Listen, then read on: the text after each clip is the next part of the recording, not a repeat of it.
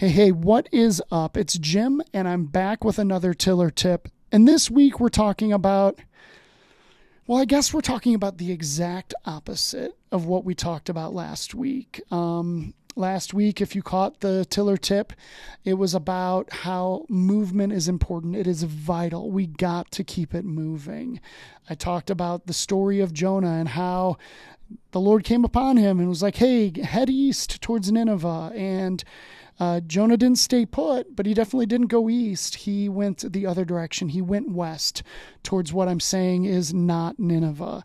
And that was a bad move, but God could use the movement. Check that Tiller tip out. It was really good. In fact, when I got home, Alicia was like, hey, your Tiller tip was really good. And I'm like, right?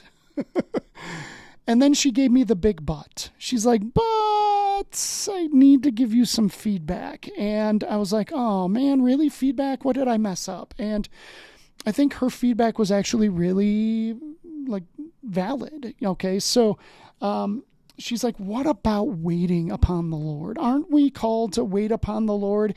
You made it sound like it was wrong for Jonah to stay put. And, that might get confusing if we're trying to wait upon the Lord. Don't we kind of stay put?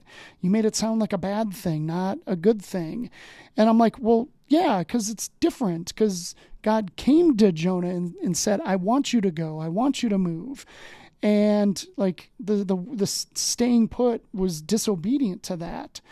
But I just think our baseline should constantly be waiting upon the Lord.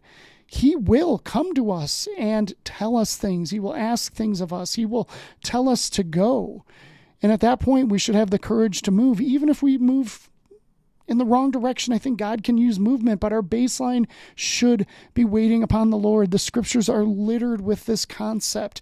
The verses that talk explicitly about this are largely in the Old Testament, but the theme very much carries on into the New Testament. We should be actively waiting upon the Lord. Now that feels like an oxymoron. Like, how do you wait and be active? Well, I think that's absolutely possible. In fact, passively waiting isn't the charge. But check this out. Here's a few verses that talk about waiting upon the Lord. Micah 7:7. But as for me, I watch and hope for the Lord.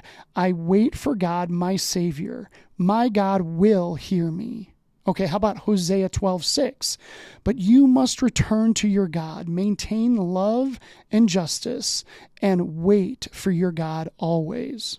Here's another one, Psalm 37:7. Be still before the Lord and wait patiently for him. Do not fret when people succeed in their ways. And this last one is my favorite one. There's more, but this one, if you didn't get the first time, it's coming back around. Psalm 27:14, wait for the Lord. Be strong and take heart and wait for the Lord. That one says it twice. That feels kind of important. See, our baseline should be waiting upon the Lord. And when I say passively waiting, that's not the right way. To passively wait is okay, I'm just hanging out and I'm not expecting the Lord to tap me on the shoulder to tell me anything. I am not anticipating that. I'm not grabbing hold of that future before I can obtain it.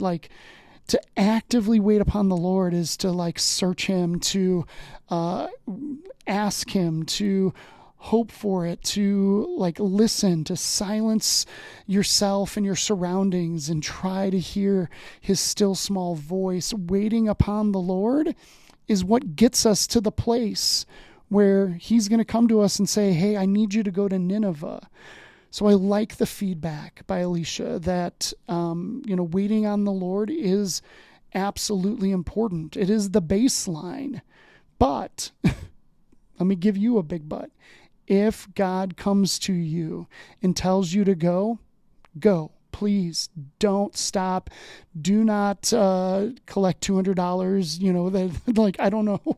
I messed up the Monopoly thing, but seriously, you got to move, and you're free to move in the wrong direction. At least temporarily, I think God's going to redirect you. But if you aren't hearing him move, yes, absolutely, wait upon the Lord. Don't do it passively. Do it actively. The way I do that is through solitude. I go and sit at Evergreen Lake, and I do it for like 8 hours every few months. Like, that is a great way to actively wait upon the Lord. There are plenty of ways. If you need help with that, if you feel like maybe you're hearing something from God and you're confused about what it is, what it means, what you're being asked to do, man, we would love to talk about that at Tiller. So we would love to help you wait upon the Lord, and we would love to help you figure out how to move. Like, let's figure this out. Both of these things are really important. So, Alicia, thank you for the feedback.